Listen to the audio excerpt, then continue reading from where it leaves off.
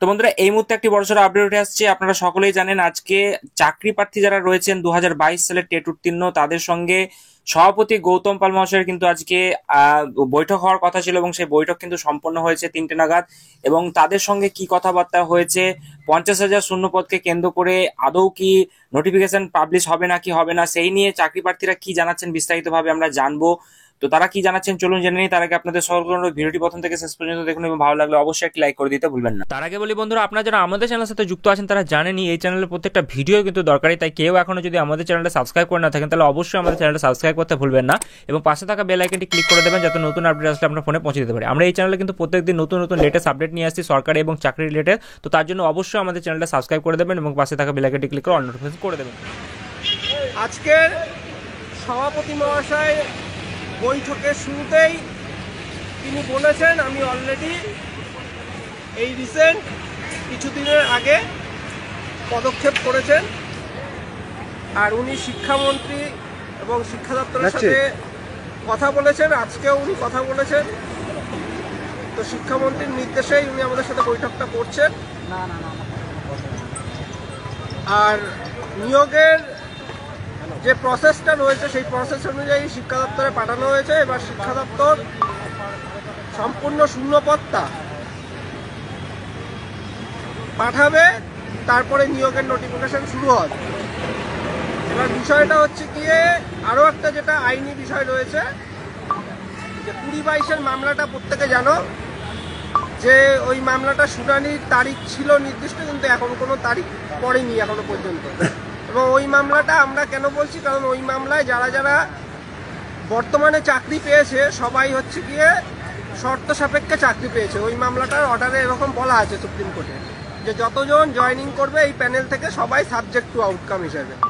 তো সেখানে পর্ষদের একটা দায়িত্ব আছে যে পর্ষদকে জানাতে হবে, এপিটপিট আকারে হোক, তাদের রিপোর্ট জানাতে হবে, তাদের যেটা মতামত জানাতে হবে যে আমাদের নিয়োগ হয়ে গেছে, মোটামুটি সবটা শেষ হয়ে গেছে। এই যে জানানোর বিষয়টা এটা পরবর্তী শুনানির মধ্যে হয়ে যাবে, যেটা পর্ষদ সভাপতি নিজেই করবে।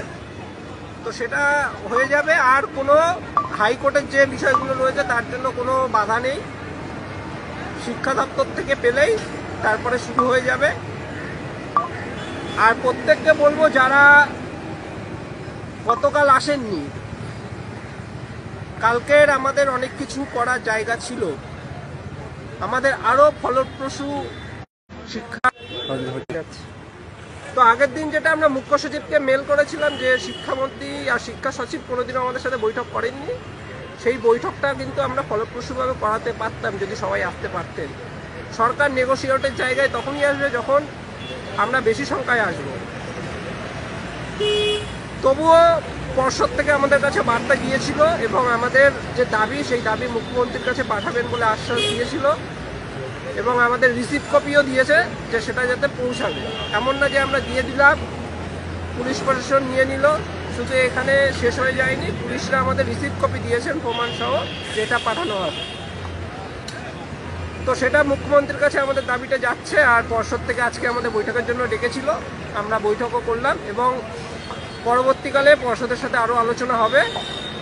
পর্ষদ সভাপতি নিজেই আগ্রহ প্রকাশ করেছেন এই বিষয়ে। আর যে আইনি বিষয়গুলো আছে ওগুলো আমি এখানে বলবো না, বলাটা উচিত নয়। যে সমস্ত আইনি মামলাগুলো রয়েছে আমাদের সব নিয়ে আলোচনা হয়েছে, দীর্ঘক্ষণ আলোচনা হয়েছে, তো সেগুলো নিয়ে এখানে বলবো না। আর যেটা বোঝা গেল 23 স্টেট নিয়ে যারা বলে দিতাম, 23 স্টেট নিয়ে মানে খুব যে বেশি সংখ্যক পাস করবে এটা আমরা ধারণা করছি, এটা হয়তো ভুল হবে। তো সেইটা নিয়েও 0.5% চিন্তা ভাবনা করার কোনো দরকার নেই, এরকম একটা বার্তা দিলাম। পরবর্তী বিদেশদার থেকে শুনুন না, যেটা হয়েছে বলে দেওয়া হবে। দেখুন, আজ 2 ঘন্টা 10-15 মিনিট কথা হয়েছে। পরিষ্কারভাবে জানাচ্ছি, কি পজিটিভ কি নেগেটিভ কিচ্ছু জানি না। মাননীয় পর্ষদ সভাপতি এই মর্মে বললেন, ইতিমধ্যে একটা চিঠি প্রেরণ করা হয়েছে শিক্ষা দপ্তরে, সেখান থেকে শূন্য পদ অ্যালটমেন্ট হলেই আমাদের কিন্তু রিক্রুটমেন্ট প্রসেস শুরু হয়ে যাবে। কোনো আইনি জটিলতা নেই। 20-22-এর ব্যাপারটা যেটুকু উনি বললেন, 20-22টাও আইনি জটিলতা নয়, তবে 20-22-এর ব্যাপারটা যাতে দ্রুত সমাধান হয় সে বিষয়েও কিন্তু অ্যাডভোকেটের সাথে কথা বলেছে। আমরা এটুকুই জানলাম এবং 2 ঘন্টা ধরে বিভিন্ন আইনি পদক্ষেপ তথ্যভিত্তিক প্রত্যেকটা কেস আমরা কীভাবে সুপ্রিম কোর্টে লড়াইগুলো করছি সেগুলো স্যারের কাছে তুলে ধরলেন। স্যার প্রত্যেকটা বিষয়ে পুঙ্খানুপুঙ্খভাবে অর্ডার কপি দেখে কিন্তু বিশ্লেষণ ল অফিসারকে ডেকেও নিলেন। এমনকি আমরা ল অফিসারের সাথেও কথা বলিয়ে দিলেন, ডিটেলস বললেন। শুধু এটুকু বলবো, দেখুন এটা আমাদের লক্ষ্যটা থাকবে এবার শিক্ষা দপ্তর, সরকার যারা শূন্যপত্র দেবে সেদিকে লক্ষ্য রাখতে হবে। আর পর্ষদের মধ্যে আমরা এর মধ্যে আর আসবো না।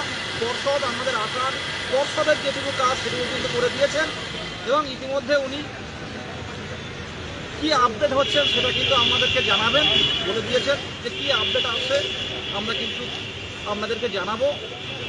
আপনাদের অভিভাবক, আপনাদের পিতৃ তুল্য আমি, ভরসা রাখুন। আমরা 22 টেট নিয়ে, স্বপ্নের টেট নিয়ে নিশ্চয়ই কোনো একটা ব্যবস্থা হবে। এখন শিক্ষা দপ্তরে গিয়ে জিজ্ঞাসা করতে বললেন, শিক্ষা দপ্তরে জিজ্ঞাসা করতে পারো, আমি শূন্যপদ চেয়েছি কি চাইনি, এটুকুই বলা। এখন যেটুকু করার শিক্ষা দপ্তর করবে, সরকার করবে। ধন্যবাদ সবাইকে। অস্ত্রতে প্রায় 3 মাস পরে কারোর সঙ্গে কথা বললেন, এটা শুধুমাত্র আপনাদের আন্দোলনের ফল হিসেবে কিন্তু সম্ভব হয়েছে। 3 মাস পরে যখন কথা বলেছে নিশ্চয়ই কিছু ভাবনা চিন্তা ওনার মতো রয়েছে। উনি যতটা করার উনি ওনার মতো করছেন।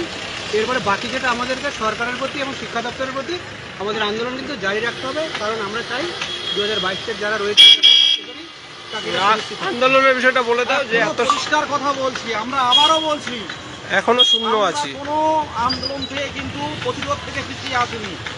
যতদিন না পর্যন্ত 50,000 ভ্যাকান্সি না দেওয়া হচ্ছে, যতদিন না পর্যন্ত আমাদের ইন্টারভিউ নোটিশে 50,000 ভ্যাকান্সি দেখতে না পাচ্ছি, আমাদের এই প্রতিরোধ, আমাদের এই আন্দোলন জারি থাকবে। আমরা কিন্তু কয়েকটা কথাতেই কিন্তু আন্দোলন তুলে নিচ্ছি না, একদম পরিষ্কারভাবে 23 জেলা 2022 প্রাথমিক টেট উত্তীর্ণদের আবারও বার্তা দিচ্ছি, আমরা কিন্তু আন্দোলন তুলছি না যতক্ষণ না